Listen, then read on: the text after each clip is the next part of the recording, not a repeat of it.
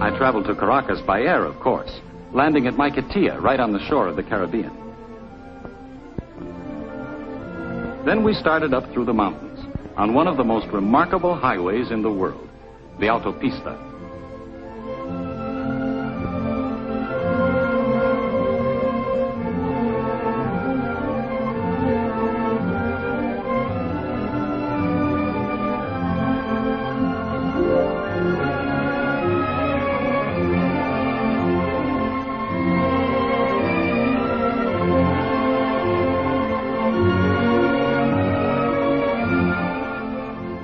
It took us just 20 minutes to climb to 3,000 feet, the altitude of Caracas. Suddenly, we were in the city.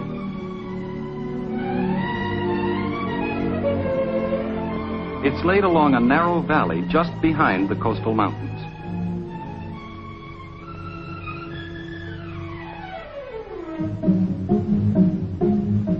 The downtown area is dominated by the central Simón Bolívar, a building development something like Radio City, except that superhighways go through it and under it.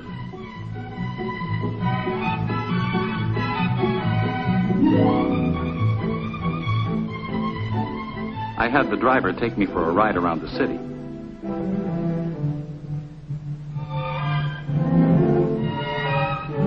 He showed me the new sections in the east, where just 10 years ago there were sugarcane and coffee plantations.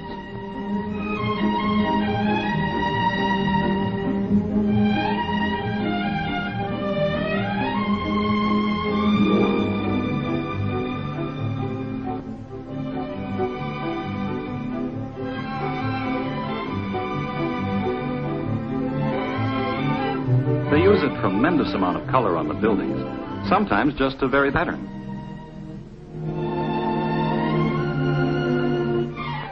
And sometimes for artistic effect, giant mosaics, 6 to 10 stories high.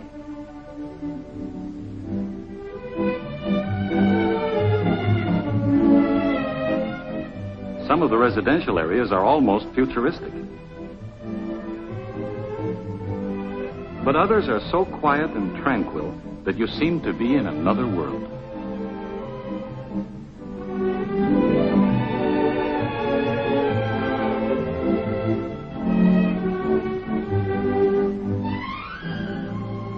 Since that first day, I've spent most of my time studying Spanish. I'm even writing this letter between classes. But tomorrow is Sunday, and I expect to see more of the city. I've told you how modern much of Caracas is. Well, if the rest of the place is modern, they'll have to coin a new word for University City. Believe me, this is no ivy-covered campus. University City is one of the impressive sights of Caracas. Another example of the prosperity oil has helped to bring to Venezuela.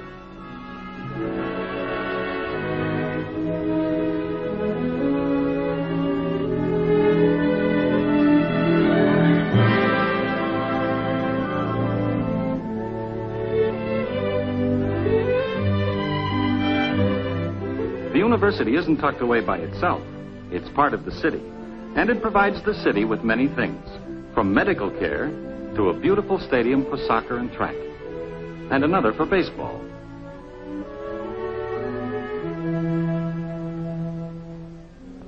The Caraqueños are especially proud of their low-rent housing projects, huge apartment buildings in clusters on the hillsides. We have nothing like them at home. But some things are just like home. The new business sections, the shop windows filled with goods purchased in the United States,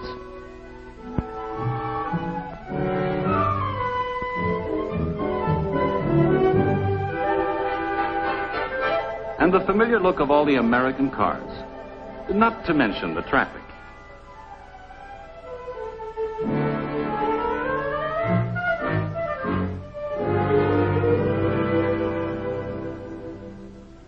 I've also seen some of the historic spots of Caracas, like Plaza Bolivar, the old Spanish square with the statue to the liberator, who led 6 South American nations to freedom.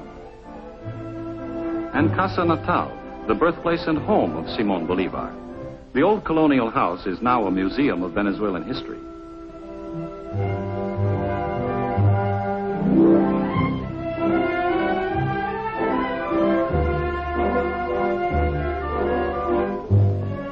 I was told that many families in Caracas still live in gracious old homes like Bolivar's, showing only blank walls on the outside and looking toward beautiful inner patios open to the sky.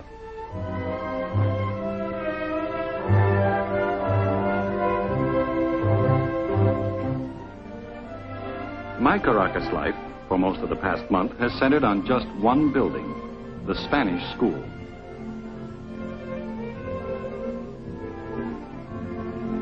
We Norte Americanos study Spanish 8 hours a day, 5.5 days a week. It's been hard work, but it's been worthwhile.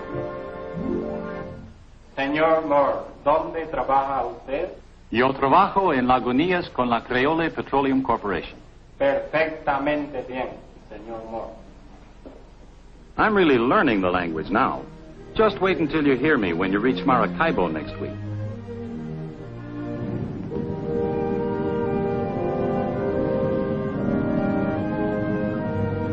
Atención, por favor.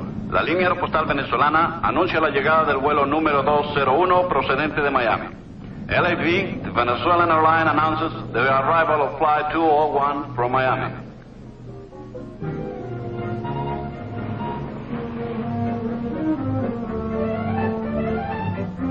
Su atención, por favor. Después de cumplir requisitos de migración y aduana, los pasajeros saldrán por la salida este del edificio.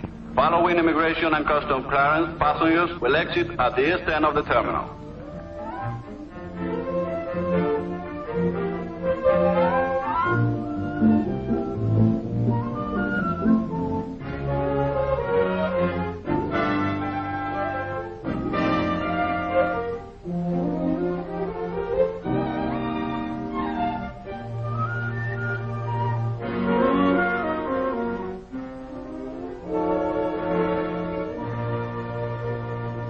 Is this all? No, we have 2 more bags. Tenemos más equipaje. Wait, Jim. Tenemos 2 maletas más. Una grande y una pequeña. La pequeña es mía. Oh, no. We've been studying Spanish, too. Well, that's how it goes. You work hard to impress your family, and they end up telling the porter what luggage he has to find. It's good to have them here, though, and I'm looking forward to a good life with them during this assignment in Venezuela.